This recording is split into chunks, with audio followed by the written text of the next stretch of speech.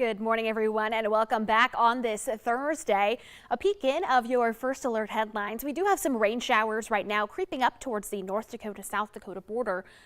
Those will be tracking to the north and east through this morning. A southerly breeze will be picking up through this afternoon and continue for a couple days, but that brings warmer temperatures. So we've been saying all morning, no tricks in your Halloween forecast. It's all treats. This morning, maybe not a treat for everyone. Down towards Sisseton and Ellendale, seeing a few rain showers at this time, and notice the track lifting to the north a little bit, but they will eventually start to shift to the east. The warmest temperatures right now are across the Southern Valley with the help of that cloud cover. 41 right now in Fergus Falls, 40 here in Fargo, 50 in Sisseton, South Dakota. Much cooler north, 29 degrees right now in Thief River Falls, 30 in Baudette and Grand Forks, currently 32 in Hallock and in Bemidji. So a comfortable start to our day in terms of temperatures for most of us, but look at how we warm through this afternoon. Mostly cloudy at the bus stop. Sunglasses can stay at home for today, but by 3 p.m. when class is getting out, temperatures will be in those low 50s, but we will have that breeze today out of the south-southwest at around 15 miles per hour, higher gusts for that 3 p.m. temperature. So allow me to plan out your day for you. Increasing clouds will be the continued trend, and we start to see more of those showers lift up through mid-morning. So here's paused at right around 10. Some light rain showers through the Southern Valley and starting to move into Lakes Country as well. But towards the lunchtime hour, we continue to see more of those right through the central and Southern Valley, and through Lakes Country, and wind for all of us out of the south, gusting to around 25 to 30 miles per hour. So even if you're dry and sunny, like Devil's Lake or Jamestown, you will still have that breeze to contend with. Meanwhile, in Lakes Country for your lunch hour, if you maybe have plans to go out for lunch in Detroit Lakes, you're going to have showers and wind and clouds. However, temperatures this afternoon are going to be fairly mild. The breeze continues right on through tonight with some decent gusts. Temperatures this afternoon in the 40s and some 50s, and we're all going to have that breeze as well. Your Halloween weekend watch, mostly cloudy and warm for Saturday, still mild, a little bit cooler for Sunday though. Halloween looking spooktacular. We'll have a more detailed look at your Halloween weekend forecast right after this short break in 30 seconds.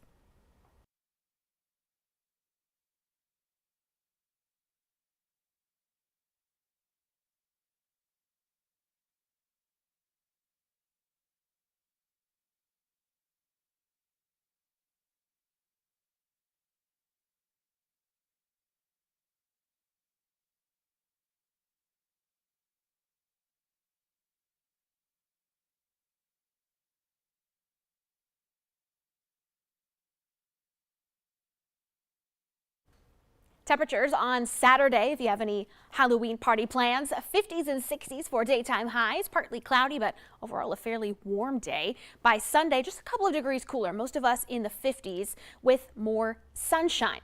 Then Halloween is on Monday. Hard to believe it's already a few days away.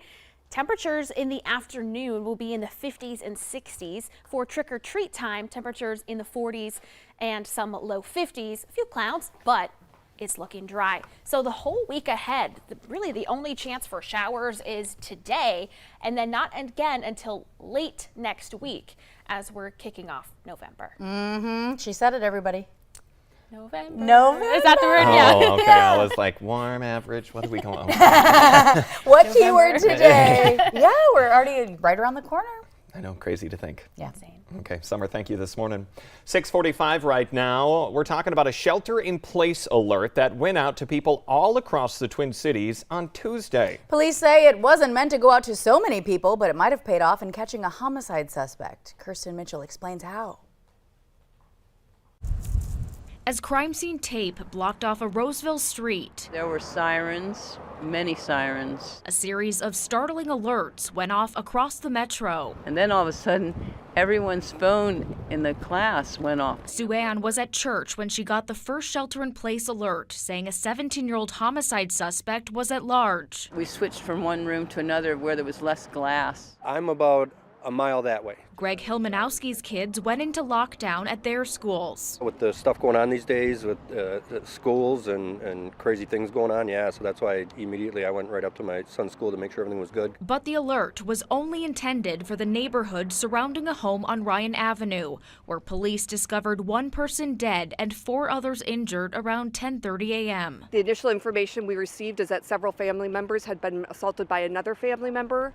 A next-door neighbor I spoke to said he didn't hear anything this morning. Police say they are still trying to figure out a motive, adding they have no history of any calls for service at that home. Chief Erica Scheider says someone outside the intended alert area spotted the suspect near the fairgrounds, where he was taken into custody. Obviously, it went out to a much wider area, and we know that caused a lot of concern. And so we certainly will be looking into what happened and make sure that doesn't happen again. Letting more people know than not enough isn't a bad thing, I can imagine. Prayers for the family, I guess, it's a sad thing going on. In Roseville, Kirsten Mitchell, WCCO 4 News. Ramsey County officials now say they're looking into why that alert was sent out so widely.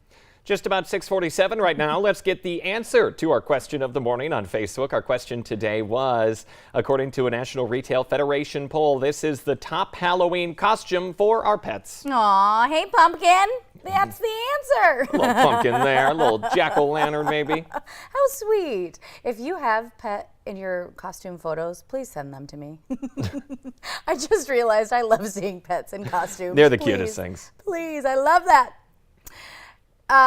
If you would like to participate in our question of the morning, head on over to our Valley News Live Facebook page, which is also where you can submit those photos.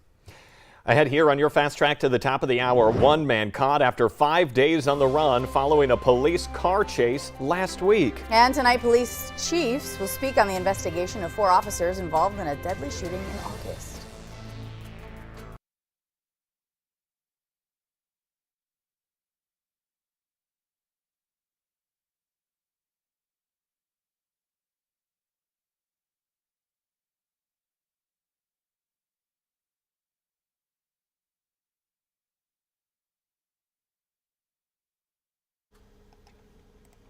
Okay.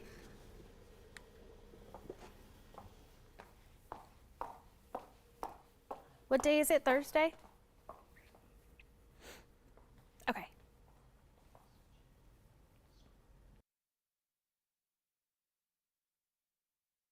Good morning, everyone, and happy Thursday. Watching some rain showers today that will be lifting to the north and then shifting east as we progress through this morning and into the afternoon. So if you have any lunchtime plans to head outside, be sure to check your Valley News Live weather app for radar before you step out. We'll be expecting some showers through the South Central Valley and into Lakes Country. Breezy conditions for all of us, but that breeze helps to warm us up today. High temperatures mostly in the 50s.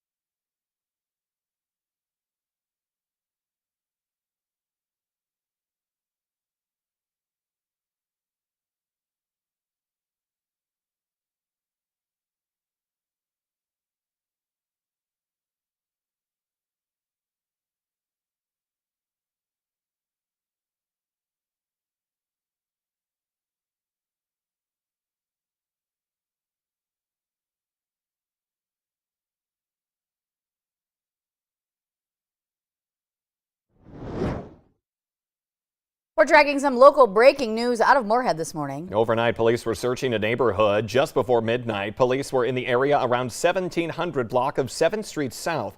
Now, scanner traffic indicates that a police dog was even called in to help. We have a call into Moorhead Police asking for more information. We'll bring it to you as soon as it's available. After 5 days on the run, the man you see on your screen right there has now been arrested. Police say Scott Roberts was involved in a high-speed chase on the morning of October 20th. He faces several charges, including firearm possession. Let's get a check now of your Fast Track forecast. Summer Schnellbach in today as we round out October. Good morning, Summer. Good morning. Temperatures waking up this morning range from 29 in Thief River Falls to 40 here in Fargo, but most of us waking up to temperatures in the 30s. Down across the far southern valley, right along the North Dakota-South Dakota border, we are seeing some rain showers, but good news for students. The bus stop looking to be mostly dry. Off to school, 38 degrees, cloudy skies, and warming into the 50s by later on this afternoon. So tracking those rain showers will gradually lift to the north and shift east through this morning. But again, make sure you have your Valley News Live weather app handy for any outdoor lunch plans, as we will see some scattered showers. Temperatures warming into the 50s, a few passing showers late morning here in Fargo. And a real quick check of your Halloween forecast. Temperatures above average. It's looking dry for trick-or-treaters, and temperatures all weekend long in the 50s to near 60 degrees. Yeah, ghouls and goblins, prepare. Yeah. Liking that, Summer. Thank you this morning. 6:52 right now. Fargo's police chief will speak about the investigation into the 4 officers involved in the deadly Mapleton shooting from early August. It will take place at 5 tonight at City Hall. The officers have returned to duty and they have following an internal investigation. They were also cleared of any wrongdoing last month by North Dakota Attorney General Drew Wrigley. Back on August 1st, after an hours-long standoff, the officers fired multiple rounds, killing 35-year-old Andrew Martinez, who they say came out of a building armed. There's a chance some outstanding warrants could be cleared without arrest next week in West Fargo. Right now, there are about 1,600 active warrants in the city, from traffic violations to misdemeanors. Most of the pileup happened during COVID. In an effort to catch up, the city is holding its very first ever Second Chance event.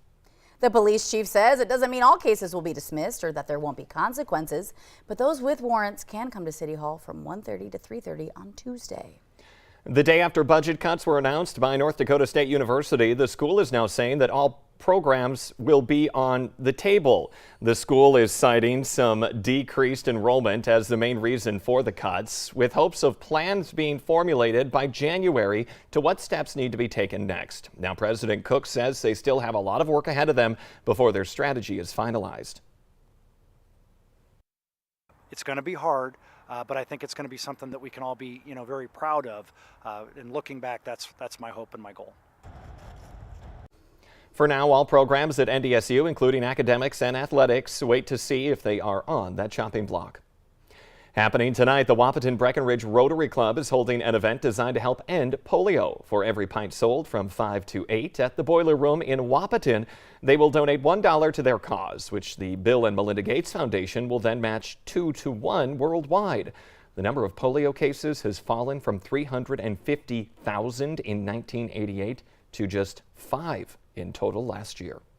The West Fargo Public Library offering new programs and services for job seekers. The library launched an online career readiness program. The self-led course walks job seekers through resources and lessons, all to help them prepare a resume and gain interviewing skills and other professional tools. And the program completely free. Here's a look at the Great Plains Food Bank website. They say they are in desperate need of help to reach their goal of raising $50,000. So far, according to the website, you see it right in the upper right-hand corner. They've only raised $100 or 0% of their goal. They do need donations of canned food items, cereal, fresh produce, and paper products and more. Now, if you would like to donate, visit this website. You can also find it on the VNL News app. They accept donations through October 31st. There is another measure on the ballot in West Fargo. Police and Fire will be hosting a town hall meeting tonight to discuss and answer questions about a public safety tax measures. Voters will be asked to approve a 0.5% sales tax increase in what they say will help fund public safety. The meeting is at 6:30 at Prairie Heights Church. A special moment for a Fargo police officer celebrating more than 2 decades of service. Officer Durr completed her final shift last Thursday after 24 years of leadership in the city.